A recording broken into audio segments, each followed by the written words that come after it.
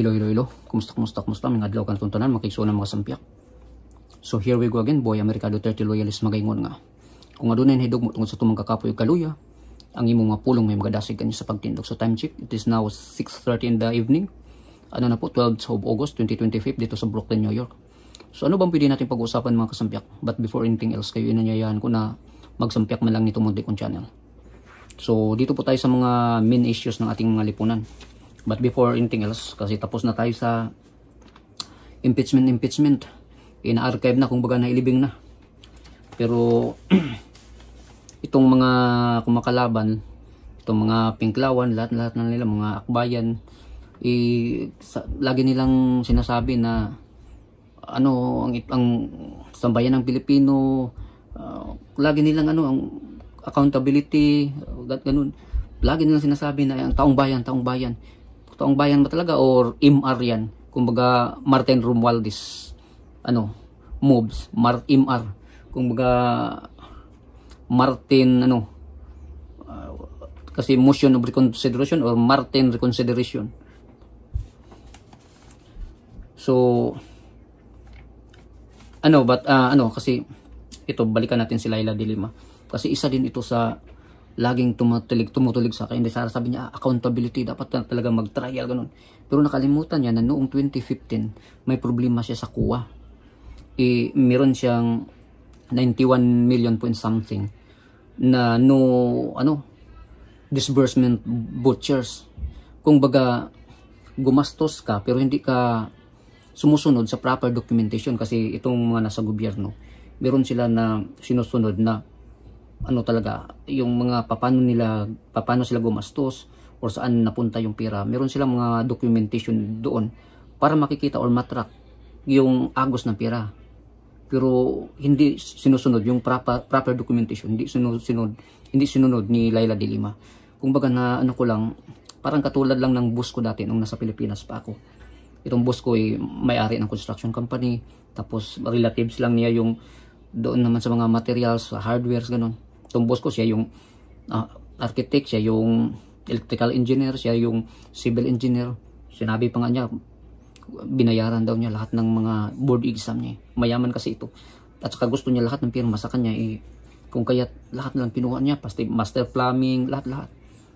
Pero may mga tao lang siyang gumagawa. Advantage sa kanya kasi may pera. So ngayon, sinabi niya sa akin, punta ka sa pinsan ko, kukuha ka ng resibo. Tapos sabi ng pinsan niya, ilang milyon ba gusto ng boss mo? Yun, nilagay assorted items. Kung baga, parang naihantulad ko lang kay de Lima, yung parang butchers, no disbursement butchers. Kung baga, paano mo yun, talaga, hindi ka sumusunod sa proper documentation. Di alam kung yung ginastos ay totoo ba talaga. Tapos meron pa siyang 120 million na unliquidated funds. Kung baga, dito, halimbawa ko, ang isang agency or ang isang gobyerno bumili ng isang furniture. So meron na yung hard copy or yung final, yung receipt talaga. Pero wala pa yung item. Kumbaga kung ka sa kuwa, i-check ka sa kuwa para i-audit ka, sasabihin ng kuwa, saan ba yung furniture na nasabi mo na nakalagay dito sa resibo? Sabihin mo, hindi pa, pa lang yung item, papunta pa lang, or wala talaga yung item. Di alam kung ginastos ba or napunta ba talaga doon. Or gawa-gawa lang ba? Yun yung ibig sabihin ng talaga. Kung baga, nandoon yung resibo pero wala yung item. Kung baga, basta, yun yung unliquidated funds talaga. So, kung baga, itong mga kumakalaban sa mga Duterte, itong mga lahat na, makakaliwa, mga pinklawan, akbayan, lahat mga NPA, lahat na sila. Sanib pwersa. At sabi na nagtuturo sila, magnanakaw ka. Hindi nila alam na nakaturo yung nila. Pero tatlo pala yung nakaturo pabalik sa kanila. Kung baga magnanakaw ka pero mas marami palang nakatingin sa kanila. Marami mga mata nakatingin. Akala nila na hindi nila alam na ang sambayan ng Pilipino, alam na alam yung mga pinagagawa nila na sila talaga yung magnanakaw. Kung baga sila takot na takot sa kapwa magnanakaw or akala nila lahat na lang ay magnanakaw na katulad nila. Parang killer lang, takot na takot, or parang minumulto, takot na takot. Lagi nakatingin sa likod at takot na mamatay kasi yun yung kagagawa nila. But before anything else talaga, dito tayo sa bago pa yan, dito na lang tayo sa mga main issues talaga ng lipunan. Kasi kamakailan lang sabi ni Marcos Jr. na itong flood control projects daw, baka guni-guni lang talaga yan. So ngayon inilabas ni Marcos Jr. kasi 545 billion of flood control projects ito. Tapos inilabas niya yung top 15 contractors na the most of flood control projects. At itong mga ito connected mostly sa mga congressmen or congresswomen. Tapos yung iba mas marami katulad ng yung sa Cebu na hindi naman prone of flood talaga, pero sila yung pangalawa sa mas maraming flood control project. 414 yung sa kanila. Pero nakalagay dito sa pang-apat sila sa itong QM Builders, pang-apat sila na 97 yung flood control projects. Pero doon sa nakalagay sa isa namang website na 414. Kumbaga meron pa itong mga subcontractors. Pero itong top 15 na ito nakilagay yung direct lang talaga sa kanila. Ganun yun eh. So anyway, dito basahin natin itong isinulat ko talaga. So itong top 15 of the most flood control projects na sinabi ni Marcos nga may connection sa mga congressmen. Number 1 is Legacy Construction Corporation. Ito ay owned by the Abilido family. Pero 85% kay Alex Abilido. Ito yung nakalagay sa SEC or itong Securities and Exchange Commission. Kasi may mga ito sumali din to sa mga sa stock market ganun. So nakasulat dito sa SEC. So itong naka-register dito sa Bagong Ilog, Pasig. Ang nakuha niyan na flood control projects 132. So worth of 9.56 billion Philippine pesos. So ang laki. Ang pangalawa naman itong Alpha and Omega General Contractor. Ito parang holy talaga yung napangalan, Alpha and Omega. Kung may Alpha and Omega, sabi ng Panginoon, dito sa sa lupa meron ding Alpha and Omega. Kung baga sa proyekto sinimulan pero hindi natapos, walang katapusan. So itong Alpha and Omega General Contractor owned by Diskaya family. So 96% naman napunta kay Sara Diskaya. Ito si Sara Diskaya, ito yung natalo ni Vico Soto diyan sa Pasig noong last election yata. So ang napunta naman sa kanilang sa contractor na ito, 106 flood control projects na tumataganting na 7.73 billion pesos. Ang pangatlo, itong St. Timothy Construction Corporation. Huling-huli or holy talaga kasi pangalan ng si St. Timothy. Pero itong St. Timothy Construction Corporation related din pala sa mga Diskaya ni Sara Diskaya. Kung baga pamilya din nila ito kasi link siya ng Diskaya family. Ang 85% nito ay owned by Maria Romana Angeline Diskaya Rimando. So siya lang naman ay nakakuha ng tumataginting na 7.32 billion. Bali 105 flood control project yung nakuha niya. Tapos ang pang-apat itong QM Builders. Itong QM Builders sa ito sa Dumanhog, Cebu. Kay dito doon yun sa lugar kay paborito daw ito ni Gwen Garcia, yung gobernador na natalo na ayaw bumaba si Lalay Gwen Garcia. So itong QM ang may-ari daw si Alan Kiranti at si Josima Martinet. Kumbaga Q, Kiranti, M, Martinet. So kaano-ano kaya yung dalawa. Pero ang dito 97 flood control projects ang napunta sa company niya na tumataginting na 7.77 billion. So kasi ang nakalagay doon sa din yung proyektong nakuha ng Cebu kasi pangalawa sila sa ang Cebu City sa mga provinces of the most projects. So 414. So di natin alam kung napunta lahat ito sa QM Builders or meron pa itong mga subcontractors. Kumbaga sa Bisaya pa o panghilas pud mo sa kuan grasya. Kumbaga binibigyan din yung mga pag may siguro may mga subcontractors talaga ang mga dito karamihan. So yung panglima naman itong EGB Construction Corporation.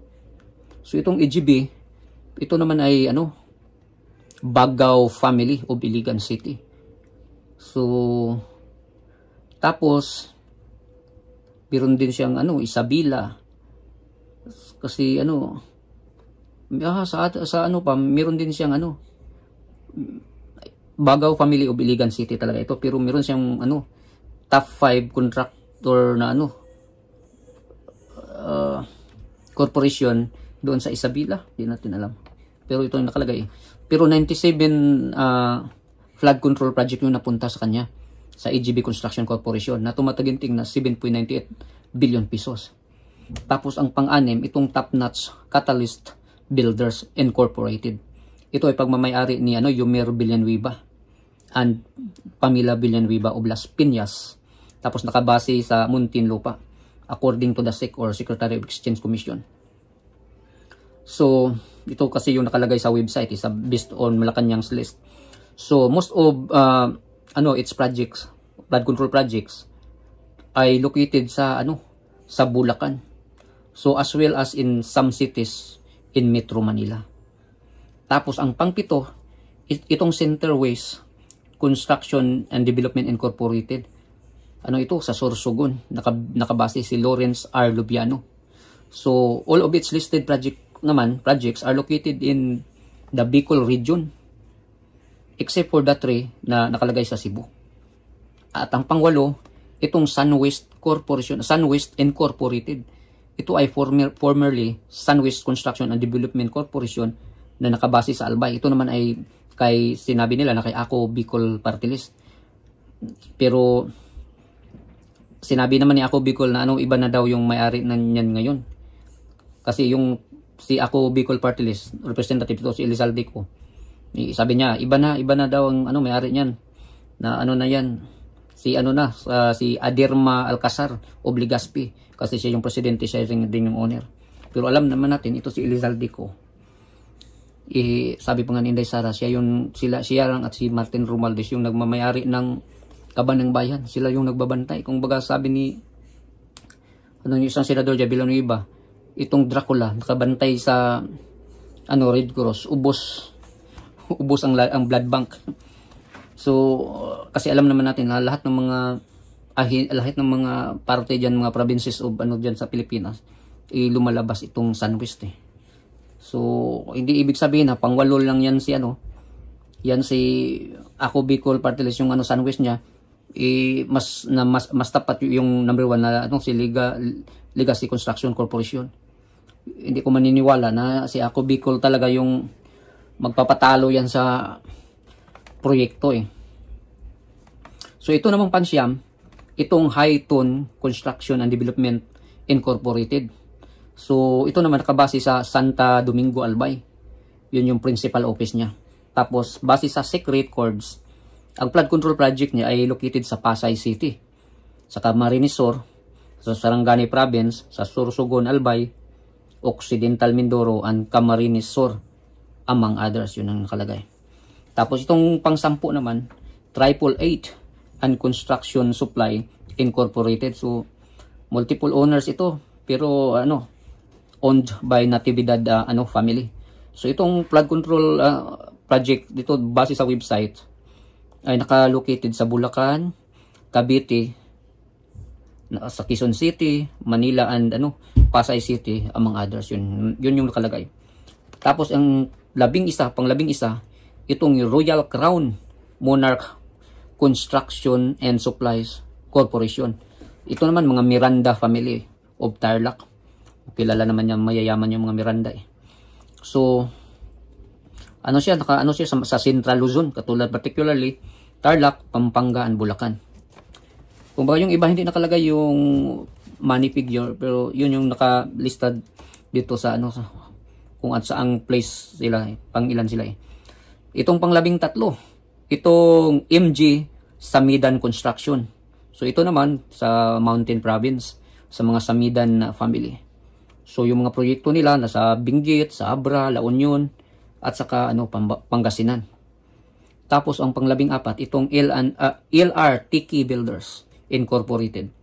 So itong LRTK Builders Incorporated nakabase sa Santa Maria, Bulacan. Yung presidente niyan, owner, ito si Luisito Tiki. So, yung mga proyekto niya nandun sa Bulacan, Marikina, Malabon, and Tarlac. Tapos, itong pang-15, itong Road Edge Trading and Development Services. So, no available records yet on the website. Pero pang 15 sila. So, yan yung ano dyan. So, ang listahan naman itong mga flood control projects. So, inilista dito kung yung mga provinces with the most projects. Itong top 10. Ang number 1 ang Bulacan.